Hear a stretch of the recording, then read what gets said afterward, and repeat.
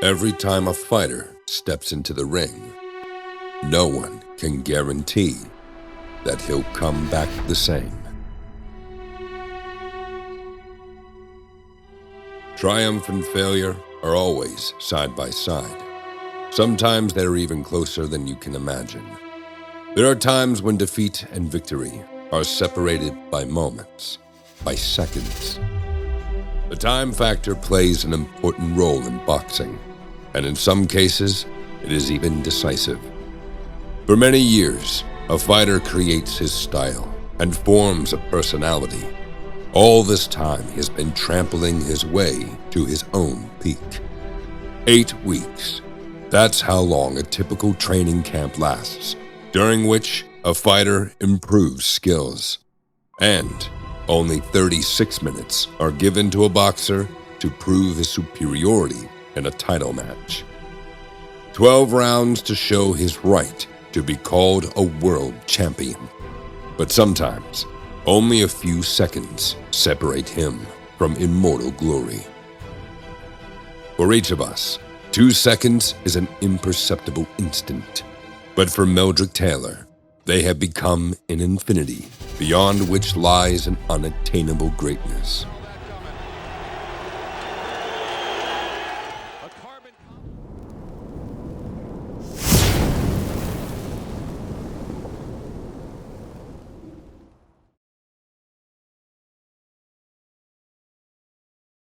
Meldrick Taylor was born on October 1966 in the boxing city of Philadelphia, and he was born at just a time when the boxing popularity was at a fantastic level.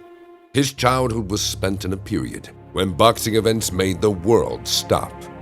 When Meldrick was 8 years old, he began practicing the basics of fistfighting with his twin brother Eldrick, older brother Myron, and cousin Steve Little. From 79 to 84, the brothers trained at Joe Frazier's Academy under the guidance of Willie Rush. The boxing training was in championship condition, where Smokin' Joe was not the only example of inspiration. Boxers such as Bad Beanie Briscoe, the Worm Willie Monroe, Eugene Cyclone Hart, Bobby Boogaloo Watts, and Michael Spinks all trained in this gym. At the time, Myron Taylor was already an accomplished amateur, and twins Meldrick and Eldrick followed suit.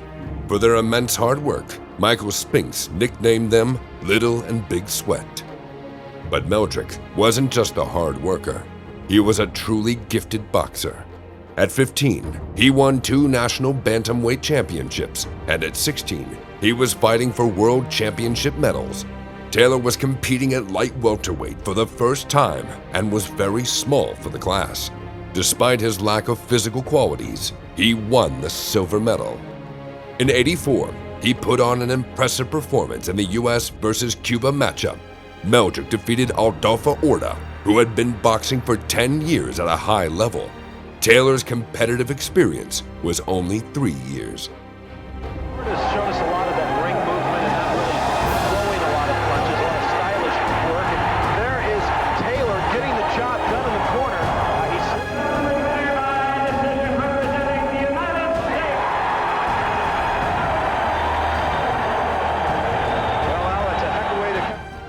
The stardom in the amateur ring came to the young talent in the same year. At the Los Angeles Olympics, the American Dream Team was unrivaled. Without opponents from Cuba and the Soviet Union, they collected everything they could. They won 11 of the 12 sets of medals, with 9 gold ones. Evander Holyfield took bronze, Virgil Hill took silver, and the rest of the guys became Olympic champions.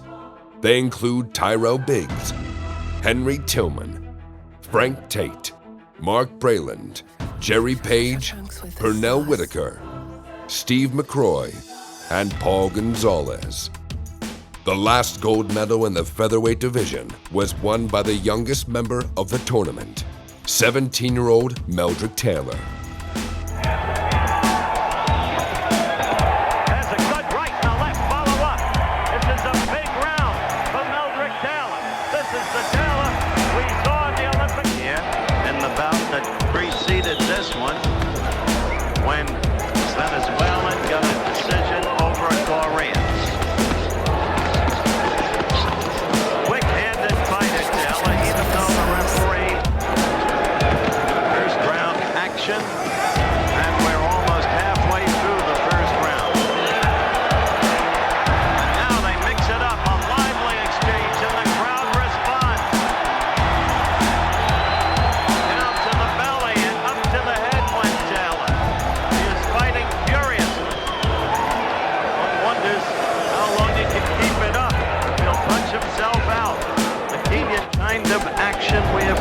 steadily throughout the competition in the lower weight classifications.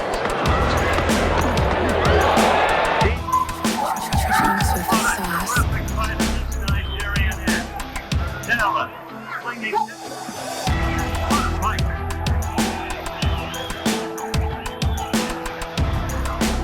Taylor became one of the youngest Olympic champions in boxing history. He reached the top and was not a favorite. He reached far less attention than his star teammates, but it was his path to gold that turned out to be the most vivid and memorable.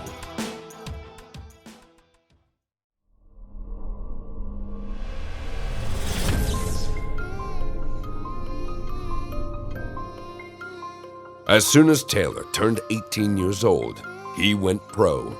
He was coached by two legendary specialists.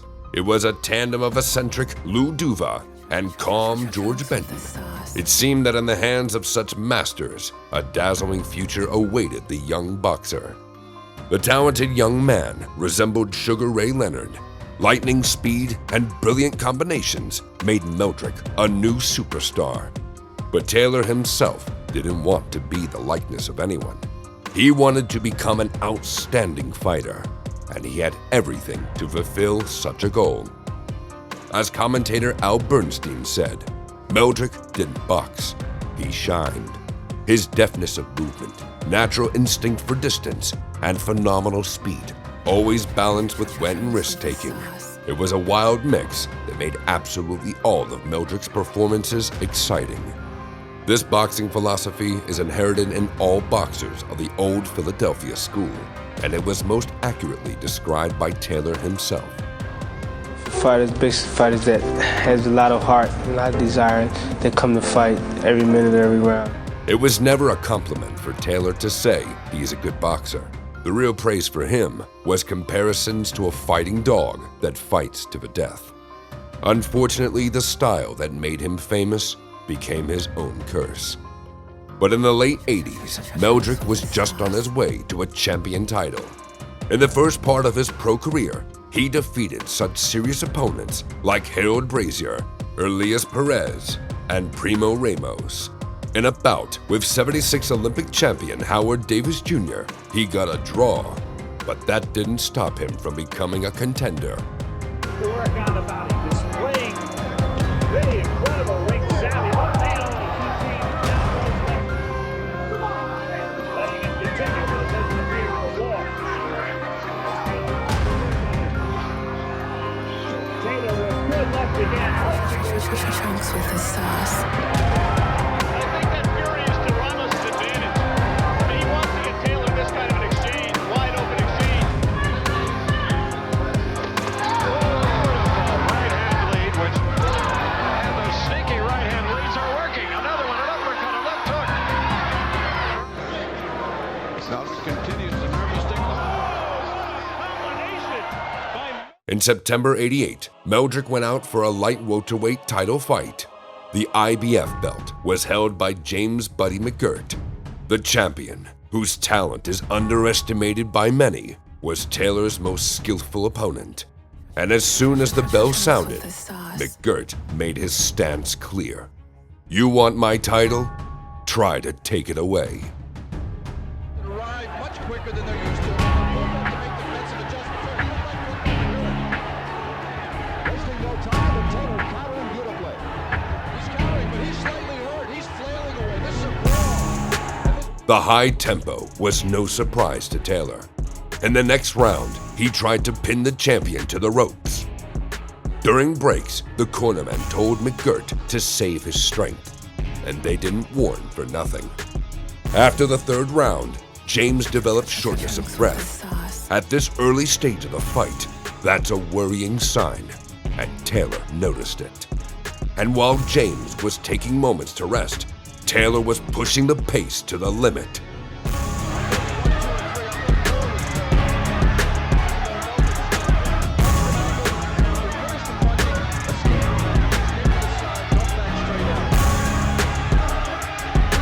In the middle of the fight, Buddy McGirt tries to make a comeback.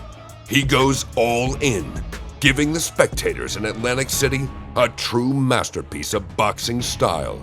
blow to blow. Trunxks with the sauce. He has to look at those punches. Not just the number, not just the speed up, but the accuracy. Look at Taylor, pinpointing, sharpshooting, straight to the body. I said there were two things that money can get after makeup. One is Taylor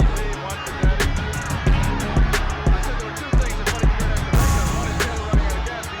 one is he's that two does not appear likely right now. The courage of the champion deserves respect. But that night, the talent and work ethic that Buddy McGirt clearly possessed fell before the performance skills and giftedness of Meldrick Taylor. In the 12th round, the fight became one-sided. McGirt's team decided to stop the fight. That's how Taylor became the new champion in the light welterweight division. And the winner by a TKO and the brand new International Boxing Federation Junior Welterweight Champion, Meldrick TNT Taylor. Winning a world championship compared with winning the gold medal 4 years ago. This is the ultimate. Can't nothing come next to it. The gold medal was my springboard to the professionals, and I proved to all the critics and everybody that I'm for real. I was a young 21-year-old inexperienced fighter, but I showed everybody in the world tonight that I'm the world contender, world champion. Congratulations, Meldrick. Thanks very much.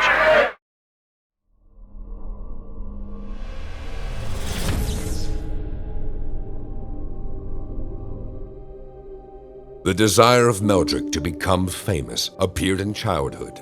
As soon as this kid started boxing, he told his older comrades, "The path to fame is my destiny." At the same time, the ambitions of the young boxer did not weaken with the replenishment of the wall of trophies. According to the champion, this is the merit of his mother. The Taylor family lived a modest life, and the children did not have a golden spoon in their mouths. One day, little Meldrick turned to his mother, complaining that he was hungry. In response, he heard the following: "Eat what you have, but always stay hungry, because being satiated won't help you succeed."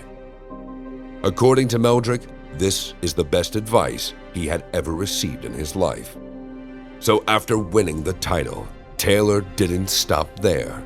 Even though he said it was the limit of his dreams, in 2 years, he made several defenses and established his place in the top 5 pound for pound. At the beginning of the new decade, the boxing world shook with seismic shifts in Tokyo.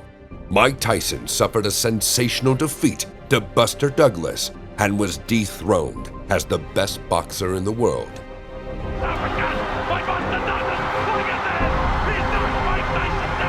His place was eventually taken by Julio Cesar Chavez. The focus on the heavyweight waned and shifted to the lightweight categories. Chavez and Taylor had to decide who would be the next face of boxing. March 17th in Las Vegas, spectators witnessed a dramatic story that greatly changed the lives of the main participants and most notably affected the life of Meldrick Taylor. Taylor down so that he can come on in the second fight, in the second half of the fight. Round 1 was a very busy one for Meldrick Taylor. He threw 9. He's making Taylor fight his fight at his tempo. Taylor lands a vicious right hand. The bout was going at a supreme pace. Using constant movement and brilliant hand speed, Taylor took round after round. Meldrick's team had a good plan to neutralize Chavez's main weapon. The Mexican was unable to deliver a devastating left hook to the liver. But as good as the start of the fight was, there was cause for excitement in Taylor's corner. Until the last 10 seconds, how do you score it? You're too fast now. You understand what I'm saying there? Now you ain't having no problem, are you? Such tips came from George Benton. The wise mentor realized that Chavez, unable to slow Taylor down with body punches, was forcing him to box to the limit. But the rounds went on, and Meldrick faithfully followed the manner of the Philadelphia style. He fought every minute of every round. His pride and ego overrode his common sense. He wanted to prove that he could beat Chavez at his own game, and that was his fatal mistake. Not many people are aware of the fact that Taylor suffered a fractured orbital bone at the end of the second round. In the fury of the fight, he felt no pain, but every time Meldrick shook his head, as if trying to see if everything was okay, he signaled that something was wrong with him. Among all the people watching the fight, there was one person who understood better than anyone else what was happening in the ring. It was Richard Steele, of course. Meldrick Taylor was winning the fights because he was landing 2-1. But at the same time, I saw Julio Cesar Chavez landing these hard punches, hard shots, shots that would break bones. Most of the audience didn't know how much of a beating that this young man was taking. Things were heating up in Chavez's corner as well. We've lost this round. We cannot afford to lose any more rounds. Throw punches with him. Don't wait for him. Is it possible, Ray, that he's getting a little tired to stay outside and that he's trying to get rested there? It's a minute of round 5. Chavez landed 3 solid left hooks inside. He is down in the 30s, so he has not been as effective as he expects to be. Solid left hand by Meldrick.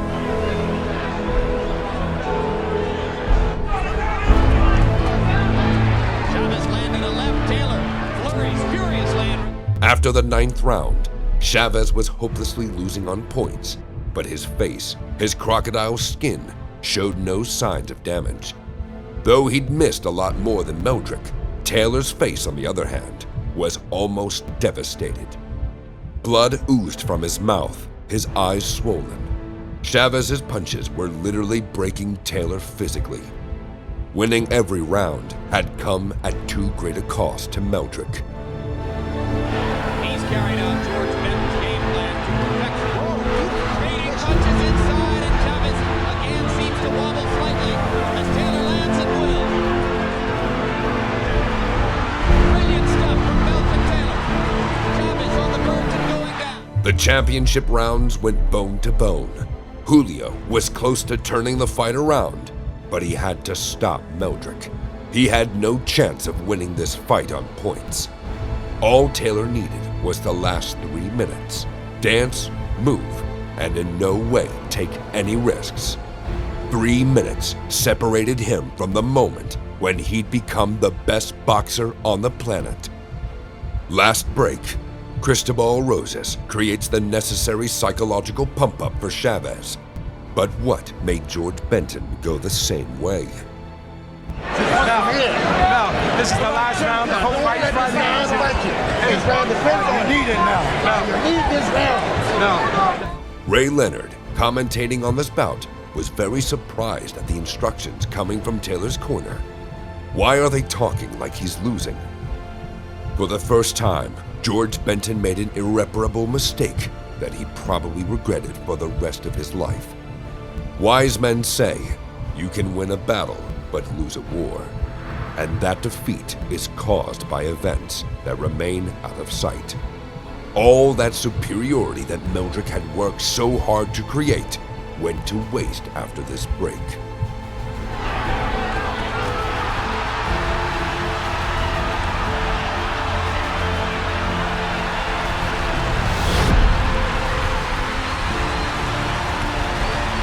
With 11 seconds to go, Meldrick gets to his feet. After counting to 9, Richard Steele asks twice, "Are you okay?" At that moment, Taylor looked over at Lou Duva, who was standing on the ring platform and yelling something. With no response, the referee decides to stop the fight with only 2 seconds on the timer. Unbelievable! Richard Steele stopped the fight with fewer than 5 seconds to go. You're going to watch Lou Duva go crazy now. You're going to watch Lou Duva go absolutely berserk. This victory made Julio Cesar Chavez a boxing legend. Now he was recognized as the best boxer, not only in his native Mexico. Richard Steele, who was criticized until the end of his career, also received his share of fame. Every time the ring announcer called his name, people booed him. reminding of his hasty decision. The controversy about this scandalous stop continues to this day and will never stop. But one thing is for certain. On March 17, 90, Meldrick Taylor stepped into the ring as a gifted, over-hopeful champion. 36 minutes later, it was a different person who felt pain, disappointment, and regret. But saddest of all, this man had lost his genius forever.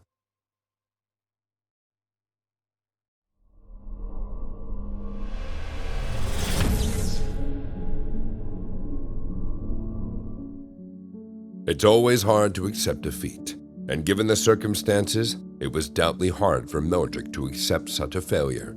He was depressed, trying to hide from the whole world. Again and again, Taylor rewatched the ending of the epic confrontation, hoping that one day he'd wake up and it turned out to be a nightmare that was finally over. Your body can always heal before your mind can heal. Physically, I healed in a few days, but mentally, the thought kept nagging at me of the pain that I went through and the anguish that I went through. With the help of his family and team, Taylor found the strength to come back. He realized that despite the unfortunate situation, he had a desire to make a mark in boxing history. But first, he needed to regain the title. Meldrick moved up to welterweight and defeated Primo Ramos for the second time in his career. As a result, he became a contender for the WBA belt. The champion of this organization was Aaron Davis, nicknamed Superman. In 90, Davis took the title from Mark Breland in stunning style. You wonder what his depth perception is out of the right eye, Dan. And there's the right hand, and Mark Breland is down.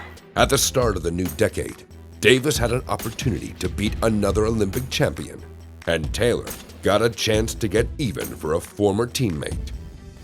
In the new division, Meldrick lacked size, but made up for it with intelligent work. At the start of the fight, Taylor is solid with body punches. Is the smaller man. Early in the second round, he combines hooks to the head. And then he starts to change levels and pick up the pace. Meldrick isn't a puncher, but every time his punches land, Davis shakes. Boxing on high, Taylor takes the champion to pieces.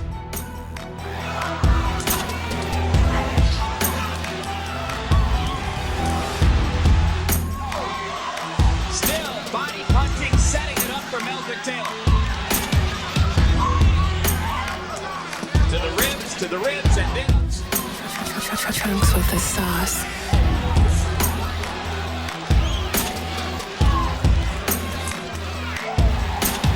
Good left hook.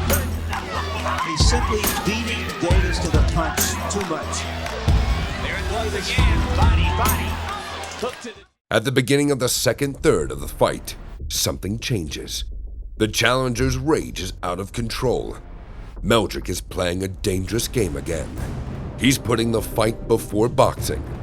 With each passing minute, the contest looks more and more like a Taylor versus Chavez fight. Commentators Larry Merchant and Jim Lampley ask the logical question: will there really be a dramatic repeat?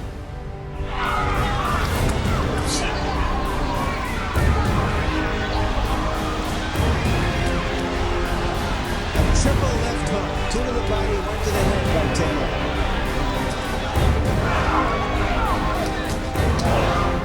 Blue gloves.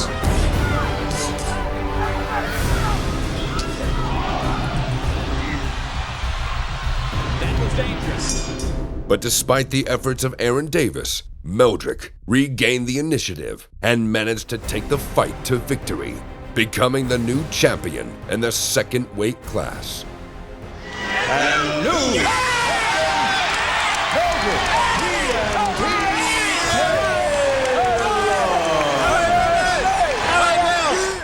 Taylor had one of the most impressive fights of his career.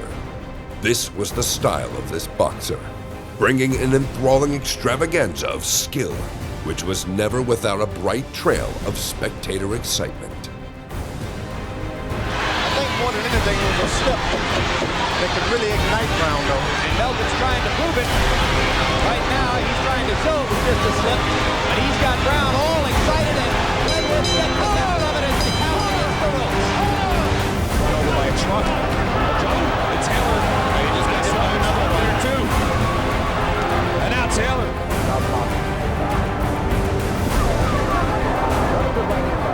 Come forward to fall now. That's right, he's hard to change both.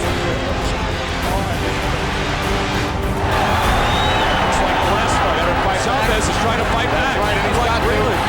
Taylor's all over him. Still fighting. Don't stop. Oh, he does the ropes. Well, you can smell that coming.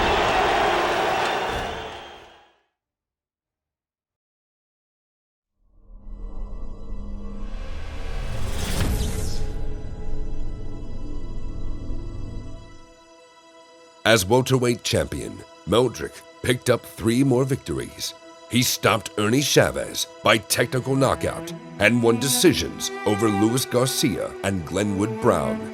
On the surface, nothing seemed to change, as Meldrick was still a machine that throws about 1,000 punches per fight. However, it was already looking like there was something wrong with the fighter. His skills were fading. It was a feeling that the Chavez fight had really taken his soul.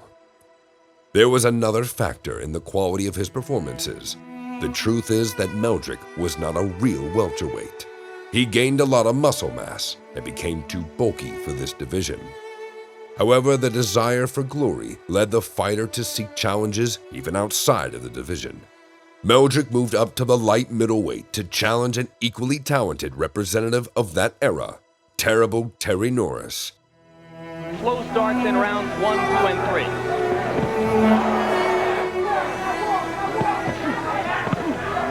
Body shot by Norris. There wasn't an ounce of doubt that Meldrick was getting into the wrong weight class. With absolute equality of talent in such confrontations, the boxing rule says, a good big fighter always beats a good small fighter. No matter how hard Meldrick tries to break the law, he didn't succeed.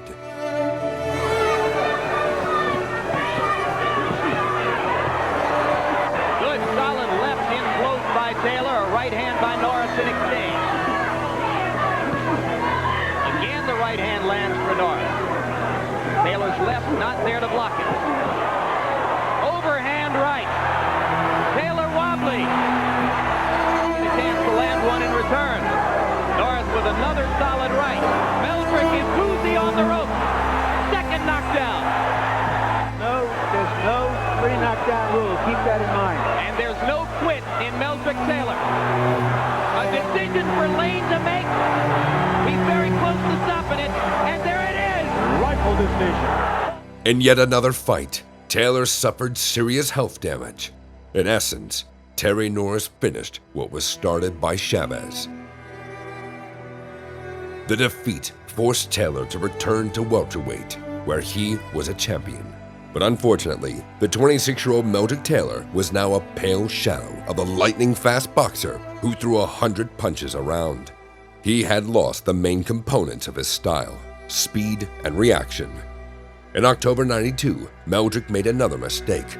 Instead of recovering from a tremendous beating, he makes a title defense just 5 months after the knockout. A really huge challenger, Crisanto Espana, left him no chance. Camp to maybe even consider stopping the fight. 2 knockouts, that much punishment. I agree with you, George. Fight. No, he's not going to stop the fight. That's a very brave referee. And it's a still brave Meldrick Taylor, and he always has been. A warrior's heart, which is going to betray him here. John Coyle, within moments of stopping the fight, Blue Doofus on the top step, and they both make the decision at the same moment. In October '94, a rematch between Meldrick Taylor and Julio Cesar Chavez, called Unfinished Business, was held. The fight was expected by all boxing fans, although they realized that Taylor is no longer the same fighter he was 4 years ago. The rematch action made it clear that Meldrick believed to the last that he could beat Chavez. In many moments, he boxed more cunningly than in the first fight, but now the resource of the body was exhausted. И снова та же самая комбинация. Правый. В голову. The sad truth is that the boxer becomes the first person in the world to realize that he can't fight like he used to anymore. But he is the last man to accept it. The stories of great boxers often end badly. This sport lies as beautiful as it is cruel. And the tragedy is that great champions are really like fighting dogs who would rather die than give up. Meldrick was one such boxer. He continued to box until 2002 with clear signs of brain injury. In 2002, the HBO channel released a documentary about the legendary Taylor-Chavez fight. In this episode, Meldrick was giving an interview, which was the answer to many questions. The beginning of the prime of my career, and I think I'm going to really excel in this fight. It's going to propel me as the best fighter pound for pound in the world. It's going to make me a superstar. People say a lot of things about me, about my career. I shouldn't be fighting no more, and it's not true. So I'm here to prove myself that I'm still the same fighter I was. In 2009, Meldrick published his autobiography detailing his formative years, his amateur and professional career, and his feelings about losing the biggest fight of his life. The book is titled 2 Seconds from Glory. And indeed, just 2 seconds, which Taylor will never get back, separated him from a completely different place in the history of this sport. Meldrick is one of boxing's most undiscovered talents, whose brilliant style was both his gift and curse. His potential will forever remain a mystery, but it doesn't matter at all when you place him on your list of the best boxers. The losses don't change the fact that Meldrick Taylor was a special fighter. He was a fighter who fought with all his heart.